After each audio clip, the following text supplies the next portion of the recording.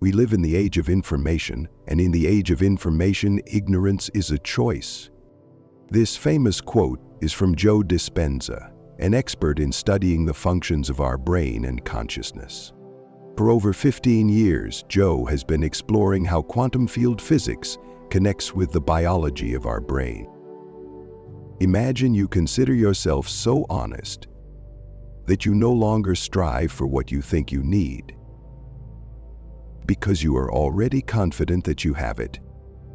Dr. Dispenza and his team have conducted thousands of studies to understand how we can connect with the limitless quantum field and unified consciousness. They have answered the question, what hidden systems in the brain and body unify the physics of the quantum field with the biology of our brain and body? The research reveals a new perspective on the interaction between consciousness and reality. Transcendent experiences are moments when we go beyond the usual perception of time and space.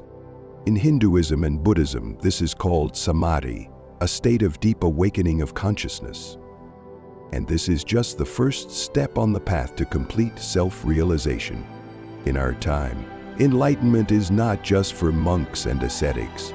Accessible knowledge and practical methods exist for the ordinary modern person to achieve it. Nowadays, anyone can become the creator of their life if they master the principles of consciousness and start applying them in practice. It is not a coincidence or magic, it is a method that works for everyone who is ready to follow it uncompromisingly. And it is no longer mysticism, but science. What happens in our brain when we try to change our thought or belief? Joe Dispenza says you have a conscious mind. And when you are in your conscious mind, the brain operates in a range of brain waves called beta waves. It is in this state that our neocortex thinks, reasons, analyzes, and integrates all information from the external world into our inner world. To initiate significant changes, it is necessary to turn it off. We need to learn to observe our thinking and analytical mind. By doing so, we disconnect the patterns in the brain associated with our personal self, stepping beyond the known autobiographical I. How do we do this? We exist in the material world, in a three-dimensional reality, where everything is perceived through space and time. Our senses connect us with this world, and it is through them that we perceive reality. Time becomes tangible when we move through space. For example, when I plan a vacation, I envision a specific place, like a beach, and realize that I need time to get there. In our material world, everything requires time, saving money, buying a ticket, resolving other issues. This is my dream, to go to a retreat in Mauritius and swim with whales. Where do I place this dream? Somewhere out there in the future? My brain creates an image of a future that has not yet materialized.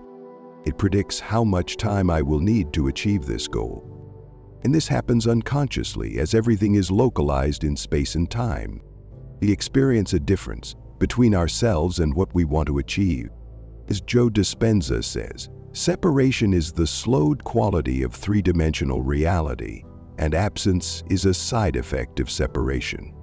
We often enter this state of separation, our dreams of a future disconnected from the present, and the brain begins to dream of what supposedly does not yet exist. By constantly reproducing this image, we become accustomed to living in the future, forgetting about the present. People begin to work harder, struggle, and compete to achieve their desires because in this three-dimensional reality, we often think that matter can only be changed by matter. But this leads to stress, and stress is living in survival mode when the brain and body exit homeostasis, in other words, equilibrium. Nature knows how to cope with small stress, like when a deer escapes from a predator. As soon as the threat passes, it returns to the present, to the harmony of the moment. However, humans have forgotten how to arrive at this state. We are constantly fearful about the future or the past. Where will I get the money? Or how will I grow my business? This constant stress becomes a habit. Stress leads to a materialistic perception of the world. When we are in survival mode, it is not a time for creativity, not a time for opening hearts or calming meditation. It is a time of tension to control the situation. The physiology of stress mobilizes a huge amount of energy and puts the body into a state of increased readiness. At this moment, our attention is focused on the material world because the release of basic substances allows us to fix our attention on external reality. In this state, attention becomes narrowly focused and people begin to become accustomed to stress, overlooking other possibilities. When we shift into survival mode, what was once adaptive becomes maladaptive. We lose the ability to see what is happening around us and cannot feel unity with the world and wholeness. Joe Dispenza says stress hormones make us very local in space and time.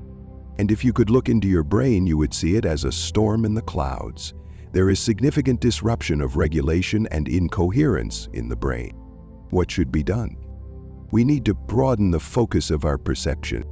When you expand your focus of attention, you act against the old program. The first thing that is necessary for this is to train yourself to return your attention to the sensations in your body. And then you feel, you do not analyze but sense. Meditation is best for this. During meditation, brain waves slow down and we exit the state of ongoing analysis. Moving into the alpha range, we begin to feel space and synchronize different regions of the brain, allowing us to enter a more holistic state. When we cease to be materialists and start to feel the interconnectedness of everything, our consciousness expands. We begin to connect with the quantum field of probabilities, feeling unity and wholeness. By opening consciousness, we begin to perceive reality more broadly, including through freeing ourselves from habits and limitations. It is the path to the quantum field, a space of possibilities. But to unlock our full potential, it is essential to open not only the mind, but also the heart. The heart is our creative center, the connection to the unified field, the place where our divine nature begins. When we open our heart, energy flows to the brain, resulting in changes at the level of consciousness. We begin to think differently, becoming whole. Energy starts to move through our heart and brain. We become magnets for everything we need. We do not just seek, we begin to attract. This is the principle of the quantum field. When you create harmony within yourself, events start to happen for you, not against you. To unlock your potential, it is important to learn to interact with the subconscious. Instead of acting through thoughts and automatically reacting to subconscious signals, one must use sensory perception of the present moment. Focusing on feelings activates a new level of consciousness and leads to real changes in life. This is just the beginning of the journey. Each of us will learn to transform our life if we work with it on a deeper level. And I encourage you to embark on this path. Embrace gratitude for life and turn your attention to the sensations in your body. If you do this regularly, you will begin to see miracles.